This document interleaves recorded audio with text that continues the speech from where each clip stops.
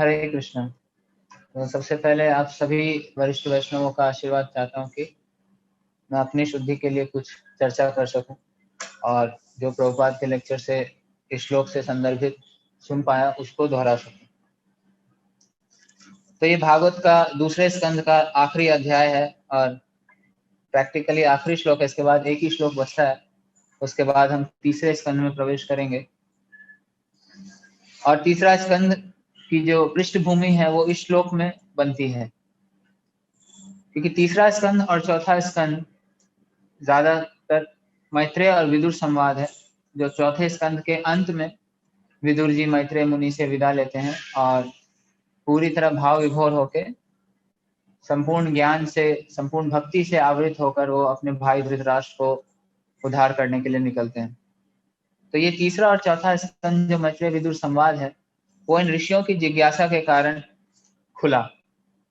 तो ऐसा हम प्रायः देखते हैं भागवत में कि श्रोता और वक्ता जब प्रामाणिक होते हैं, प्रभुपाद कई बार इस बात को पॉइंट करते थे।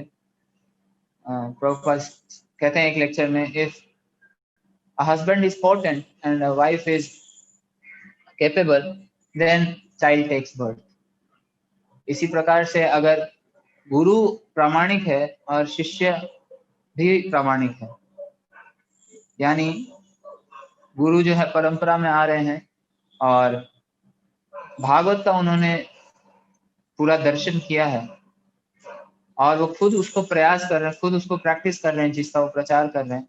तो ऐसे गुरु से जब कोई शिष्य श्रवण करता है, जिस शिष्य की भी इच्छा है कि वो भक्ति में प्रगति करे, तो फिर वहां पे ऐसे संवाद निकल कर आते हैं जो समस्त जनमानस के कल्याण के लिए होते हैं। तो इसी प्रकार से शौनक आदि ऋषि शुरू से ही, भागवत के शुरू से ही हम देख रहे हैं कि हालांकि सुखदेव सूत गोस्वामी से उन्होंने सब कुछ सुना, आदि अनेक पुराणों से, दूसरे शास्त्रों से हमें पता पड़ता है कि किस तरह से रोमहर्षण सूत से और बाद में सूत गोस्वामी से उन्होंने सिर्फ भागवत ही नहीं बाकी पुराण भी सुने, लेकिन भागवत पुराण सुनने के बाद उनका सब जिज्ञासा पूरा हुआ। तो यहाँ पर वे पूछ रहे हैं, यहाँ पे उन्होंने इस श्लोक में 6 चीजें पूछी हैं। 6 चीजें पूछी है उन्होंने। वो पूछ रहे हैं कि हमें बताएं कि क्या चर्चा हुई विदुर और मैत्रेय के बीच में। ये 6 प्रश्न अगर हमें ध्यान रहेंगे, यही ऐसे ही कुछ 6 प्रश्न भागवत के प्रथम स्कंध में शौनक आदि ऋषि पूछते हैं सूत गोस्वामी से, और फिर सूत गोस्वामी जब उसका उत्तर देते हैं उन 6 प्रश्नों का, तो पूरा भागवत निकल के आता है। और दोबारा यहाँ पे वो फिर 6 चीजों को पूछ रहे हैं। तो वो बोलते हैं कि विदुर और मैत्रेय के बीच में क्या संवाद हुआ, पहला ये पूछते हैं। फिर उनके बीच में जो संवाद हुआ निश्चित ही वो आध्यात्मिक संवाद होगा, क्योंकि भौतिक चर्चा नहीं हो सकती दो भक्तों के बीच में। इसके ऊपर भी हम थोड़ा विचार करेंगे कि अध्यात्म पर चर्चा हुई, इसका क्या कहने का मतलब है यहाँ पर। फिर पूछते हैं कि विदुर ने क्या उनसे जिज्ञासा की और मैत्रेय ने क्या उसका उत्तर दिया, और क्यों विदुर जी ने घर छोड़ा अपना, और क्यों घर वापस आए, घर छोड़ा तो फिर वापस क्यों आए। और इसके बाद जब वो तीर्थ स्थानों में थे, ये हम प्रथम स्थान में पढ़ते हैं कि किस तरह से विदुर जी जो है निकल गए थे, तो तीर्थ स्थानों पर जब वो थे तो वहां क्या क्या किया उन्होंने, तो ये सब कार्यकलाप ये जानना चाहते हैं। तो हम देख रहे हैं कि भागवत में दूसरे स्कंद के प्रारंभ में और अभी और आगे भी हम देखेंगे, जो भगवान के भक्त हैं ये डायरेक्ट नहीं पूछ रहे हैं कि हमें भगवान की लीलाएं सुनाइए। वो जानना चाहते हैं कि भगवान का भक्त कैसे करता है, क्या कर रहा है, क्या उसकी गतिविधियां हैं, किन से इंटरेक्शन हो रहा है उनका। क्योंकि एक भक्त का जो जीवन है वो भागवतम इन प्रैक्टिस है। तो भागवतम पुस्तक जो हमारे लिए ये थ्योरी है, जब हम इसको पढ़ते हैं, इसको अप्लाई करने का प्रयास करते हैं, लेकिन जब कोई सामने एग्जाम्पल रहता है तो बड़ा इजी हो जाता है।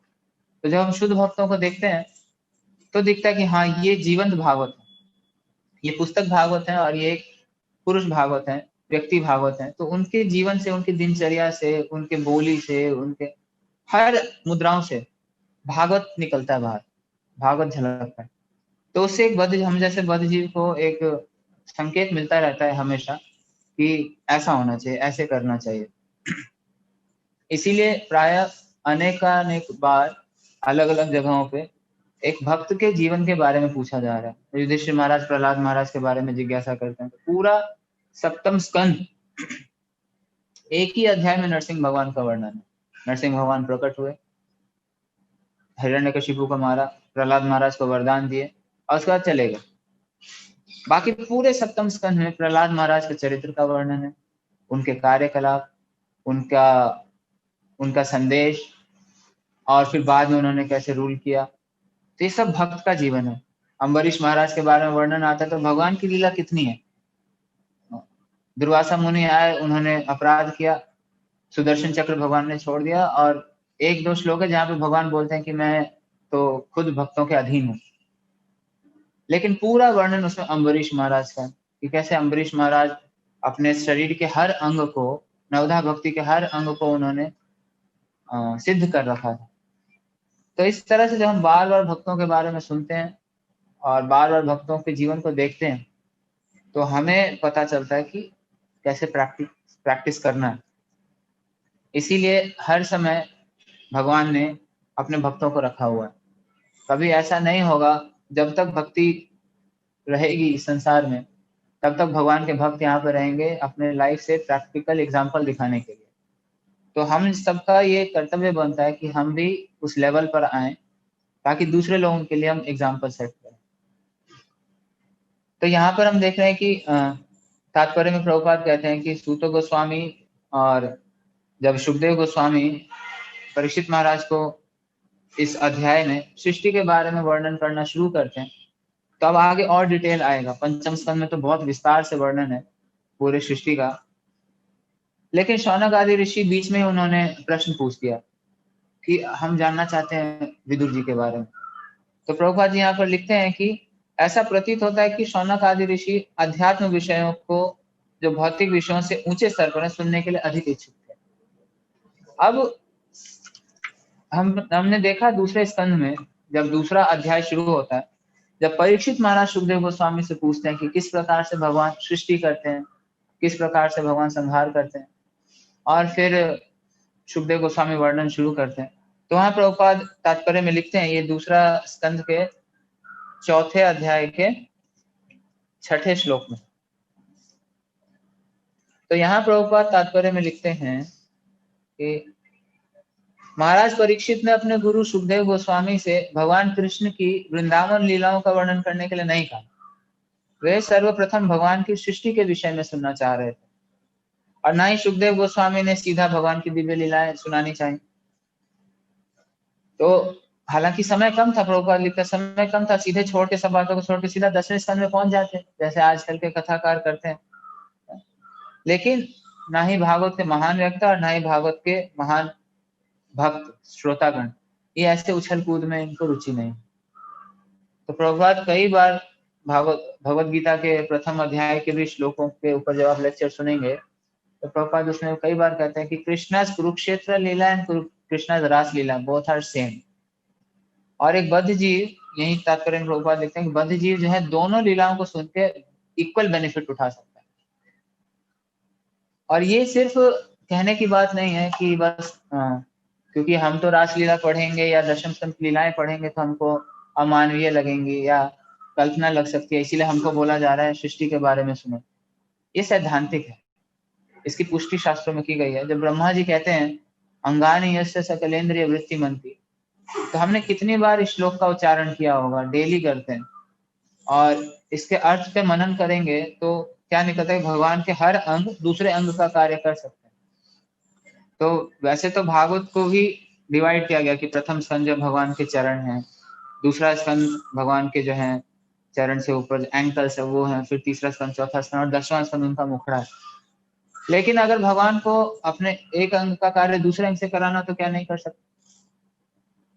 तो अगर हम थोड़ा सैद्धांतिक दृष्टि से देखें कि एब्सोल्यूट यानी पूर्णता का मतलब क्या, पूर्णता का अर्थ यही है कि आप भागवत के प्रथम स्कंद से भी वही आनंद मिलेगा, आपको वही लाभ मिलेगा जो भागवतम के 10वें स्कंद से मिलेगा। तो अगर कोई भक्त ये बोले कि प्रभु जी मैं फर्स्ट कैंटो से आगे बढ़ ही नहीं पा रहा हूँ, 10th कैंटो पे पहुंचा ही नहीं, तो कोई नुकसान नहीं हुआ, प्रथम स्कंद पढ़ के भी भगवत धाम जा सकता है। और अपने स्वरूप को सिद्ध कर सकता है। यही पूर्णता की परिभाषा है, क्योंकि भगवान पूर्ण और भागवत पूर्ण है, तो भागवतम का प्रत्येक श्लोक, एक श्लोक ही काफी है हमको सब कुछ ज्ञान देने के लिए, लेकिन वो हमारे ऊपर निर्भर नहीं करता, वो गुरु जब हमको रिवील करते जाएंगे तो होगा। तो इसीलिए भक्त जो है वो ज्यादा रुचि रखते हैं भक्ति में, क्योंकि उनको पता है कि ज्ञान तो अपने आप आ जाएगा। वासुदेवे भगवती भक्ति योगा प्रयोजिता जनति आशु वैराग्यम ज्ञानम च यद अहेतुकम्। तो ज्ञान और वैराग्य भक्ति में अपने आप आते हैं, स्वतः आते हैं, तो हमें प्रयास नहीं करना पड़ता अलग से। तो अगर हम भक्ति के कार्य में लगे हुए हैं और जो मार्गदर्शन हमें मिल रहा है हमारी अथॉरिटी से, सिर्फ वही अगर हम करते रहें उतना ही, तो ऑटोमेटिकली सारा नॉलेज जो रिक्वायर्ड है हमें भगवत धाम ले जाने के लिए रिवील हो जाएगा। इसका मतलब ये नहीं है कि अगर मैं इसका तो जी मैं चारों वेद पढ़ना चाहता हूँ, 108 उपनिषद पढ़ना चाहता हूँ, हर श्लोक के बारे में जानना चाहता हूँ, तो मतलब सेवा करता रहूंगा तो सब मिल जाएगा। नहीं, हम वो नहीं बोल रहे, लिटररी मीनिंग नहीं निकालना इसका। इसका निहित अर्थ क्या है कि जो उनका कंक्लूजन है वो हमें पता पड़ जाएगा। आखिर हम इतना शास्त्र पढ़ना क्यों चाहते हैं? बहुत लोगों को रुचि है अपनी बुद्धि को दौड़ाने में और अलग अलग शास्त्रों को पढ़ने में, अलग अलग श्लोकों को याद करने में, कोट करने में, लेकिन ये भी एक तरह का आध्यात्मिक प्रजल। बहुत सारे शास्त्र पढ़ लिए, बहुत सारे श्लोक याद हो गए, बहुत सारी चर्चाएं हो रही हैं, लेकिन उससे भक्ति बढ़ नहीं रही, भगवान के धाम जाने की इच्छा हो नहीं रही, तो क्या फायदा? कल ही हम लेक्चर सुन रहे थे मंदिर में, तो प्रभु जी जो क्लास ले रहे थे तो उन्होंने बताया कि रावण का भी भाष्य आज तक है मार्केट में, ऋग्वेद के ऊपर रावण का भाष्य अवेलेबल। तो रावण चारों वेद जानता था और ऋग्वेद के ऊपर उसका भाष्य आज भी आप जाएंगे साउथ में तो आपको वो भाष्य मिल जाएगा पढ़ने के लिए। लेकिन नतीजा क्या हुआ उसका? सारे वेद जानने के बाद भी कामांध था। क्यों? क्योंकि भक्ति नहीं है। तो बिना भक्ति के ज्ञान शुष्क रहता है और वो ज्ञान हमें कभी भी सबसे बड़े शत्रु से नहीं बचा सकता। भगवद गीता में क्या कहते हैं भगवान? ज्ञानियों का सबसे बड़ा दुश्मन क्या है? निद्रा। भगवान कहते हैं आवृतम ज्ञानमेतेन ज्ञानिनो नित्य वैरिण काम रूपेण कौन्तेय दुष्पूरेण नलेन च। तो काम सबसे बड़ा दुश्मन है ज्ञानी का भी। ये ज्ञान ज्ञानियों का भी ज्ञान हर लेता है। हमारे प्रबोधानंद महाराज बहुत बार ये कथा बताते हैं, प्रैक्टिकली उनसे हम 10 बार सुन चुके हैं कि व्यास देव के शिष्य थे। कौन? व्यास देव के शिष्य थे कौन? जैमिनी। जैमिनी ऋषि व्यास देव के शिष्य थे और व्यास देव ने जब उनको ये चीज बताया कि काम, इसी श्लोक के ऊपर जब चर्चा हो रही थी गीता के, तो जैमिनी ऋषि को जमा नहीं, और ऐसा कैसे हो सकता है? काम तो मतलब जो अज्ञानी लोग हैं उनको हरेगा ना, ज्ञानियों को कैसे हरेगा? तो फिर व्यास देव बोले ठीक है, उनको थ्योरी से नहीं समझ में आ रहा तो प्रैक्टिकल से समझाएंगे। और उसी रात को व्यास देव ने पूरा, क्योंकि वो तो भगवान के अवतार हैं, सिद्ध है, तो उन्होंने पूरा वो रचना किया और घनघोर बारिश चालू हुई। और जैमिनी ऋषि अपने आश्रम में थे, अपनी कुटिया में थे, और पूरा ब्रह्मचारियों का आश्रम, और व्यास देव वहां पे एक सुंदर स्त्री का रूप लेके पहुंच गए और गेट पे जाकर ठक ठक चालू, और अंदर से आवाज आई कौन है? तो व्यास देव स्त्री के आवाज में, तो स्त्री की आवाज सुनते जैमिनी ऋषि के कान खड़े हो गए। तो बोले जगत नहीं आने का, बाहर रहो। बोलते मैं इतनी बारिश में भीग रही हूँ। फिर उन्होंने अंदर आने दिया, लेकिन जैसे ही वो स्त्री के ऊपर नजर पड़ी जैमिनी ऋषि की, तो सारा ज्ञान पीछे हट गया। और फिर जैसे ही उन्होंने प्रयास किया उनको अप्रोच करने का, तो व्यास देव प्रकट हो गए। आप पोल खुल के, अरे गुरुदेव आप। तब वो श्लोक दोबारा बोला व्यास देव ने। तो इस तरह से समझ में आता है कि बिना भक्ति के अगर ज्ञान अर्जन करने का प्रयास करेंगे तो उससे हम यहीं रहने वाले हैं, कहीं नहीं जाएंगे। ये जन्म मृत्यु का चक्र नहीं छूटता उससे। लाखों करोड़ों जन्मों तक भी भगवान नहीं मिलेंगे इस तरह से।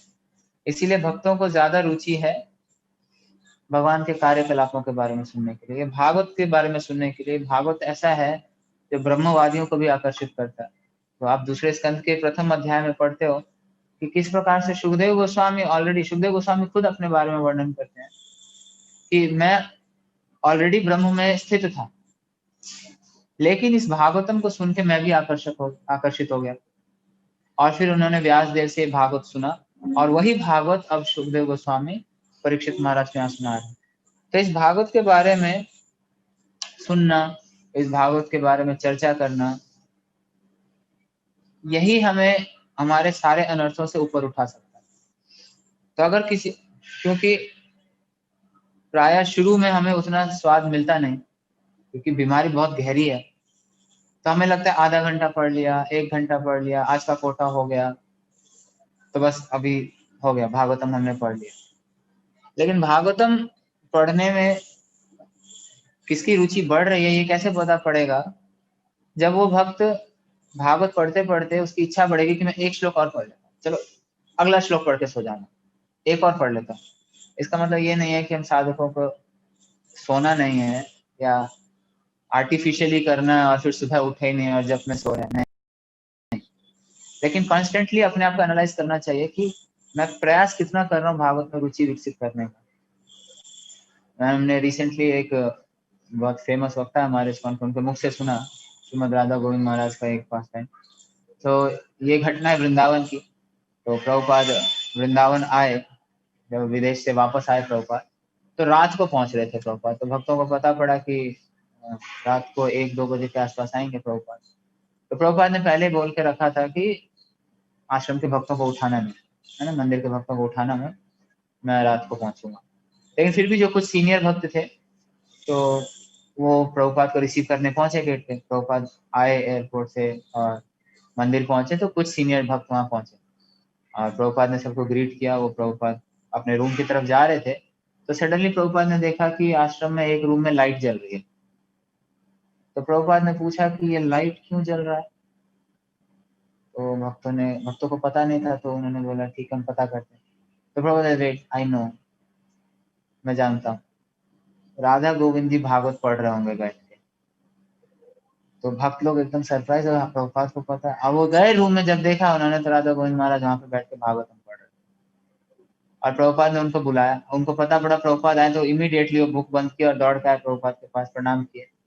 और प्रभुपाद बहुत प्रसन्न हुए उनसे, और प्रभुपाद ने अगले दिन उनको भागवत पुस्तक हाथ में लेके दिया और कहा इस भागवत को पढ़ते रहिए और इसके ऊपर कथा करते रहिए।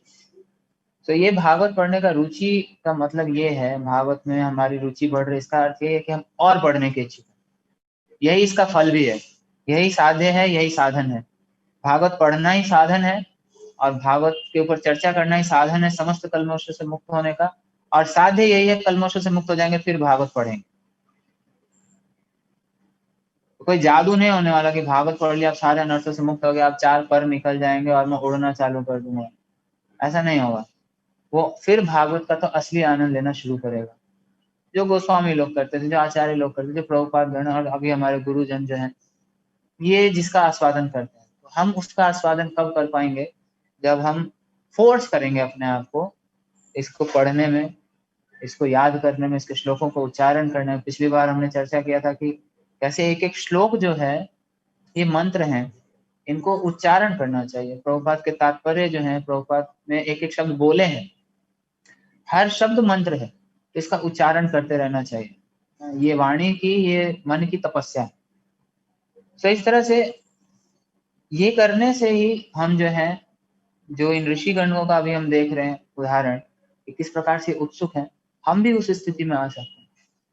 श्रील प्रभुपाद कई बार अपने लेक्चर्स में और कॉन्वर्सेशन में बताएं कि उनका एक ही क्वालिफिकेशन था जिससे भक्तिसिद्धांत महाराज ने उनको पहचान लिया था कि ये लड़का सुनता है।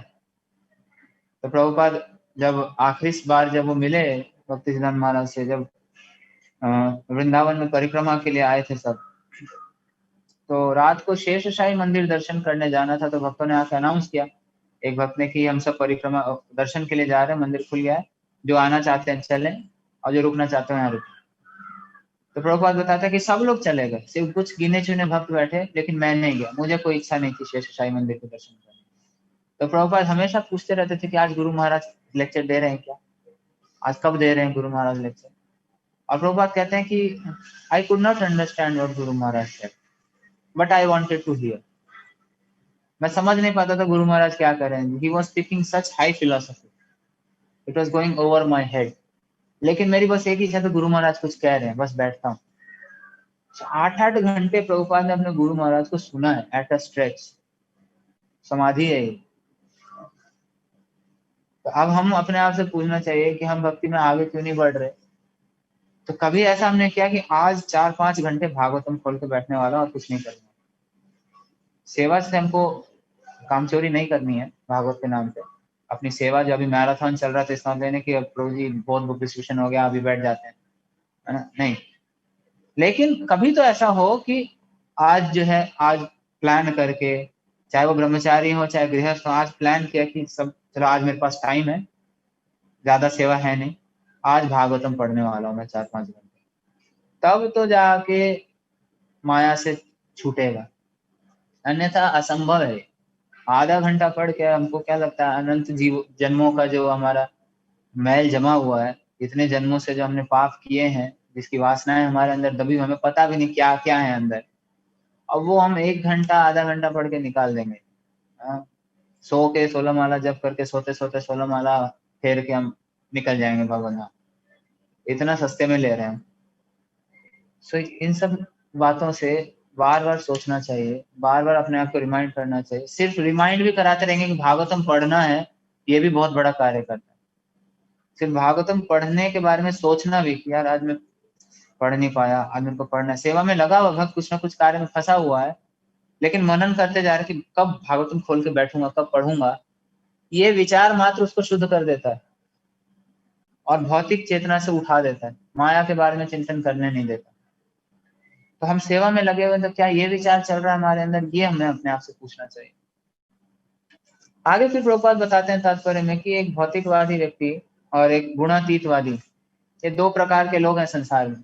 लेकिन भौतिकवादी व्यक्ति कौन है और गुणातीतवादी कौन है, अध्यात्मवादी कौन है? भौतिकवादी व्यक्ति जो बहुत सारे प्लान बना रहे संसार में रहने के लिए, भगवान की इस प्रकृति से, इस विविधताओं से इतना आकर्षित हो रखा है, एक एक चीज उसको लुभाती है और कंटिन्यूअसली एक्सप्लोर करता जा रहा है। जैसे आज आप YouTube पे जाइए, किसी भी वेबसाइट को आप देखिए, सबसे ज्यादा लोग क्या देख रहे हैं, कुछ भी वीडियो बना दो आप, अध्यात्म को छोड़ के आप कुछ भी वीडियो बना दो, छोटा सा, छोटे छोटे पिल्ले, है ना, मिलियन व्यूज, है ना, छोटा छोटा खरगोश, मिलियन व्यूज, छोटा बच्चा कैसे रो रहा है, अलग अलग जगहों पे कर दिया वीडियो, करोड़ों व्यूज है। कोई गाना बना दिया, करोड़ों व्यूज। मतलब कुछ भी, संसार की कुछ भी वैरायटी एक उठा लो, बस लोगों को अपना समय बर्बाद करने को मिल जाता है। और इतनी रुचि है, हम यहाँ पे दिमाग अपना फोड़ते रहते हैं कि YouTube पे भी कौन सा लेक्चर डालें, थंबनेल कैसा बनाएं, क्योंकि हम YouTube चैनल के पीछे अभी सेवा वो हमको मिली हुई है। तो आप लोग देखते होंगे कि हमारे जितने भी भक्तों के चैनल्स हैं, तो कितनी मेहनत लग रही है एक एक वीडियो को बनाने में उसको डिजाइन करने में, पोस्टर पहुंचाने में, फिर भी व्यूज कितने आते हैं गिने। रुचि बहुत कम है लोगों। लेकिन आप कुछ भी कचड़ा बना दो और डाल दो उसको, है ना, समुद्र की लहरें, बस बना के छोड़ दीजिए, 1 साल में आपको 1 करोड़ व्यूज मिल जाएंगे। तो ये कभी खत्म नहीं होने वाला, क्योंकि भौतिक संसार कंटिन्यूअसली एक्सपैंड कर रहा है, कंटिन्यूअसली प्रकृति कंटिन्यूअस एक्सपैंड करते जा रही है। इतनी वैरायटी है, जितना एक्सप्लोर करेंगे लगेगा अरे आगे तो पूरा समुद्र भरा पड़ा, क्योंकि ये भगवान की शक्ति है, इसका कोई अंत नहीं, कोई और छोर नहीं है। तो कोई साधक अगर ये सोचे कि बस थोड़ी सी एक इच्छा, बस एक इच्छा बस, इसको पूरा कर लेता हूँ। रिसेंटली अभी मैगजीन निकला जो 7th वॉल्यूम करुणा सिंधु, तो परम पूज्य गोपाल कृष्ण गोस्वामी महाराज, तो उसमें लेक्चर है प्रसंगम अजरम पाशम, इस श्लोक के ऊपर, तो पढ़िएगा जरूर उसको। मेरे ख्याल से हिंदी में भी आया है, मैंने इंग्लिश में पढ़ा। तो बड़ी प्रश्न है उसमें, क्वेश्चन आंसर सीरीज में महाराज इसका उत्तर दे रहे हैं। बोलते हैं हमारे पास विश लिस्ट है अपनी पूरी, कृष्ण बस ये एक इच्छा पूरी हो जाए, उसके बाद तो भक्ति बड़े स्मूथली करूंगा।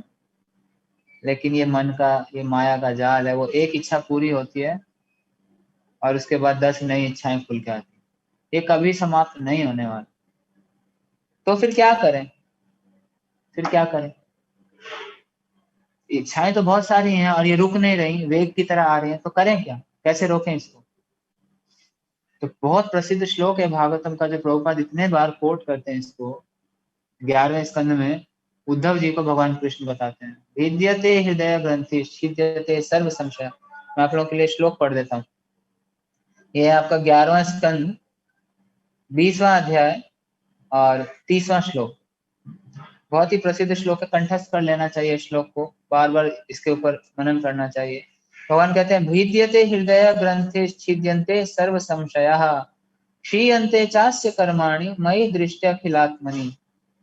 कहते हैं भगवान कि जब मैं उस भक्त को, इससे पूर्व श्लोक में भगवान कहते हैं कि जब बुद्धिमान व्यक्ति मेरे द्वारा बताई गई प्रेमा भक्ति के द्वारा निरंतर मेरी पूजा में लग जाता है तो उसका हृदय मुझ में स्थित हो जाता है और इस तरह हृदय के भीतर की सारी भौतिक इच्छाएं नष्ट हो जाती हैं। और इस श्लोक में भगवान कहते हैं कि जब मैं उसको दिखने लगता हूँ, क्योंकि हृदय की इच्छाएं जब तक समाप्त होंगी नहीं भगवान दिखेंगे नहीं, तो जब मैं दिखने लगता हूँ उसके हृदय की गांठ खुल जाती है, सारे संशय, डाउट होता है ना, भगवान है नहीं है, कैसे हैं, मैं प्राप्त कर पाऊंगा नहीं, ये प्रोसेस में दम है कि नहीं, मैं सही कर रहा हूँ कि नहीं, वो दूसरी संस्था ज्यादा अच्छी है, इतने सारे डाउट है हमारे। प्रभुपाद की पुस्तकें क्यों पढ़ने, सिर्फ दूसरे आचार्य की भी पढ़ लेते हैं, सो मेनी डाउट्स। लेकिन भगवान कहते हैं जब वो उसके हृदय की गांठ खुल जाती है, सारे संशय छिन्न भिन्न हो जाते हैं और सकाम कर्मों की श्रृंखला समाप्त हो जाती है। ये श्रृंखला है, ये सीरीज खत्म नहीं होगा, टेस्ट मैच से भी बड़ा सीरीज है ये, तो कंटिन्यूस चलते रहता है। लेकिन भगवान कहते हैं इसको तुष्टि करने के पीछे अगर हम भागेंगे तो वही पुनरअपि जननम पुनरअपि मरणम पुनरअपि जननी जठरे शयनम, ये चलता रहेगा। तो इसका क्या उपाय है? जो भगवान कहते हैं कि हम इन सारे कर्मों से, इन सारे काम मुक्तों से, सारी इच्छाओं से मुक्त कैसे होंगे? जब हम इस तरह की जिज्ञासा करेंगे जो यहाँ पे इस श्लोक में ये ऋषिगण कह रहे हैं। फिर आगे प्रभुपाद बताते हैं कि प्रभुपाद यहाँ उदाहरण देते हैं गुलाब का, कि किस तरह से कई बार हमने लिया ना, हम डिस्कवर योरसेल्फ के सेशन लेते हैं, बहुत बार हम ये एग्जांपल कोट करते हैं। एक पेपर रोज बनाने के लिए स्किल्स चाहिए, तो असली गुलाब बनाने के लिए क्या क्रिएटर नहीं चाहिए? सेशन दे देते हैं हम, लेकिन उसके बाद खुद भूल जाते हैं। पूरा याद है हमको, डायग्राम तक याद है, कौन सा इमेज मैंने पावर पॉइंट में यूज किया है वो भी मालूम है, लेकिन खुद भूल जाते हैं उसको अप्लाई करना। कि भगवान सृष्टि करता है, भगवान सब चीज की सृष्टि कर रहे हैं, तो भगवान ने जब सिस्टम बनाया है तो भगवान को नहीं पता क्या करना है, क्या देना है, क्या नहीं देना है। प्रभुपाद कंडेम करते हैं, आज सुबह हम लेक्चर सुन रहे थे, प्रभुपाद कहते हैं over population, this is bogus propaganda, over population. Krishna says in Bhagavad Gita अहम बीज प्रदा पिता, मैं बीज देने वाला पिता हूँ। और एक अमीर बाप जितने मर्जी उतने बच्चे पैदा करे, उसके पास पैसे की कमी है, जितने मर्जी उतने बच्चे पाल सकता है, वो पैसों की कमी नहीं है। तो कृष्ण कह रहे मैं पिता हूँ, कृष्ण के पास कमी है कुछ, तो कृष्ण मेंटेन करेंगे ना। तो ये कौन सा है मनुष्य के समाज में ओवर पॉपुलेशन? तो ऐसा कुछ नहीं है, ये हमारा मिसमैनेजमेंट है और कुछ नहीं, जिसकी वजह से हम एक तरफ के संसाधन खाली पड़े हैं, बंजर जमीनें पड़ी हैं, अनयूटिलाइज्ड लैंड्स, और एक तरफ हम मरे जा रहे हैं शहरों में। लेकिन ये जब हम पूरी तरह से हमें विश्वास होगा कि कृष्ण है, सर्वव्यापक हैं, वो सब जानते हैं कि हमारी क्या जरूरतें हैं, हमें क्या चाहिए, वो हमें दे देंगे। हमें क्या करना है? जो वो चाहते हैं, यज्ञ अर्थात कर्मणो अन्यत्र लोको अयम कर्म बंधन, सिर्फ यज्ञ के लिए, भगवान की संतुष्टि के लिए हमें कार्य करना है, और अपने आप भगवान सब कुछ प्रोवाइड करेंगे।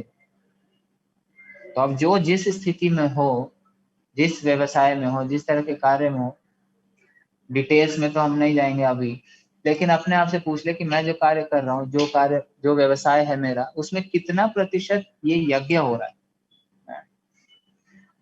तो शास्त्रों के अनुसार अभी आज का जो समाज है उसमें तो हम ऐसा नहीं कह सकते ठीक है आप इंजीनियर हो, छोड़ दो उग्र कर्म है। अभी हम नौसेना में थे तो वहां क्या कर रहे थे? सिर्फ बम बनाना है, मिसाइलें फोड़नी है, दुश्मनों को उड़ाना है, सब उग्र कर्म है। प्रभुपाद बताते हैं इंडस्ट्रीज, ये वेपन्स, ये सब उग्र कर्म है, सिर्फ समाज में उत्पात मचाने के लिए। तो क्या करें फिर? पढ़ाई तो उतनी ही की है, जॉब छोड़ दें तो फिर घर कैसे चलेगा? और भी बहुत सारे कार्य हैं जो लोग जिसमें लगे हुए हैं, लेकिन वो शास्त्रोक्त नहीं है या कॉम्प्रोमाइज है शास्त्रों के इंस्ट्रक्शन से। तो क्या करें फिर? तो प्रभुपाद नहीं कहते कि छोड़ दो, प्रभुपाद कहते हैं ठीक है आप यज्ञ के लिए करें, भगवान की प्रसन्नता के लिए, मतलब जितना आपने जो कर्म कर रहे हैं फल भगवान को अर्पण कर दीजिए। तो हमारे जो अपने अथॉरिटीज हैं, जो काउंसलर्स हैं, उनसे डिस्कस करके हम देख सकते हैं कि हम अपना जो कार्य करें, जिसमें हम लगे हुए हैं, वो कितना भगवान की प्रसन्नता के लिए हो रहा है। फिर धीरे धीरे धीरे धीरे अपने आप मार्ग खुलेगा और हम कुछ ऐसा करेंगे फिर शरीर को मेंटेन करने के लिए जिसमें कम से कम हमें रिएक्शन मिले। तो उसके लिए बहुत समझना जरूरी है, ये समझना जरूरी है कि भगवान देंगे तो अटैच नहीं होना है कि मैं यही करूंगा तो ही सफलता मिलेगी, ऐसे ही कमाऊंगा तो ही घर अच्छा चलेगा, तो ही अच्छे पैसे मिलेंगे। नहीं, भक्ति में लगे रहेंगे तो भगवान अपने आप सारी जरूरतें पूरी करेंगे। और इसके बाद प्रभुपाद कहते हैं कि इनसे ऊपर एक और विशेष प्रकार के मूर्ख हैं। ये तो भौतिकवादी व्यक्ति हैं तो मूर्ख हैं ही, लेकिन एक विशेष प्रकार के मूर्ख हैं जो दिखते हैं अध्यात्मवादियों जैसे, और ये कहते हैं हम ही भगवान हैं, सारी चेतना हम ही है। सिर्फ यही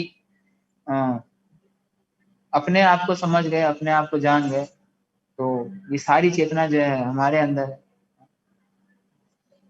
एक बहुत प्रसिद्ध तथा कथित अध्यात्मवादी हुए थे हमारे देश के, जो कहते थे पूरा ब्रह्मांड, और देखिए लॉजिक कैसा देते हैं, कोई आम आदमी सुनेगा ना तो लगेगा अरे हाँ स्वामी जी ने बहुत बड़ी बात कही है। तो विवेक था नहीं स्वामी के पास, नाम ऐसा रख लिया।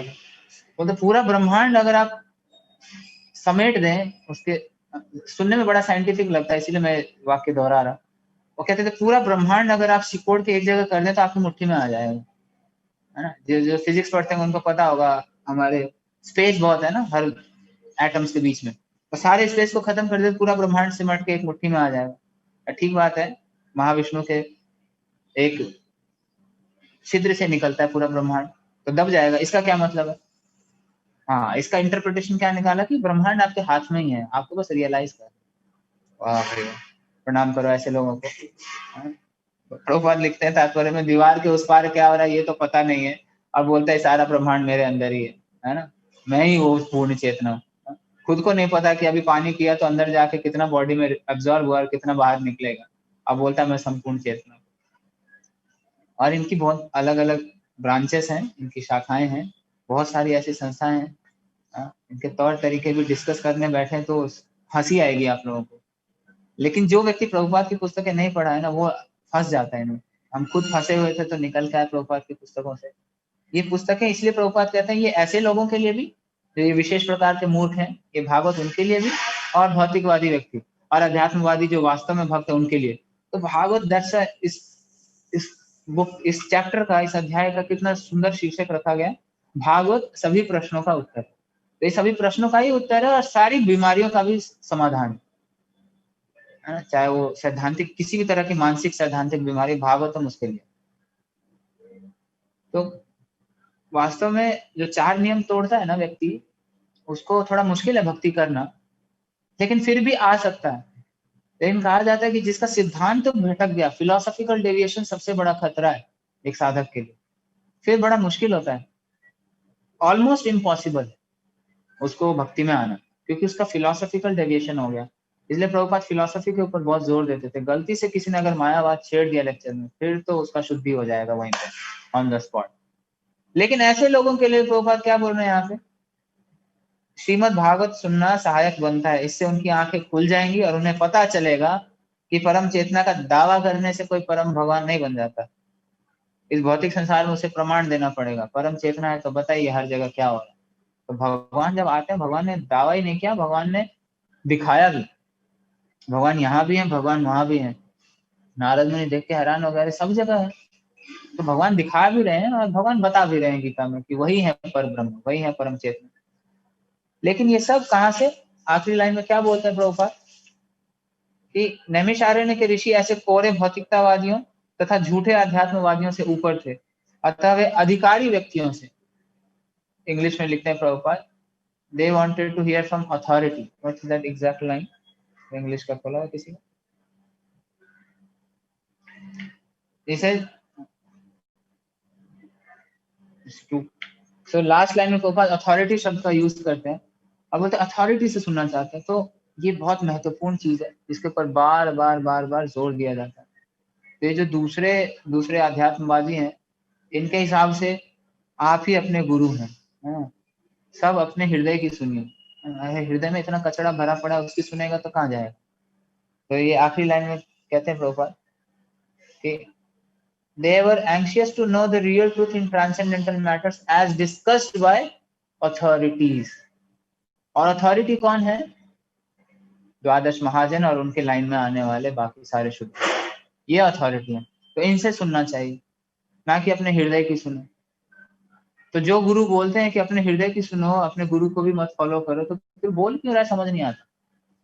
इनके नाम ही ऐसे भगवान के नाम, और सदगुरु, वासुदेव, राम कृष्ण, नाम भी ऐसे ही रख लेते हैं।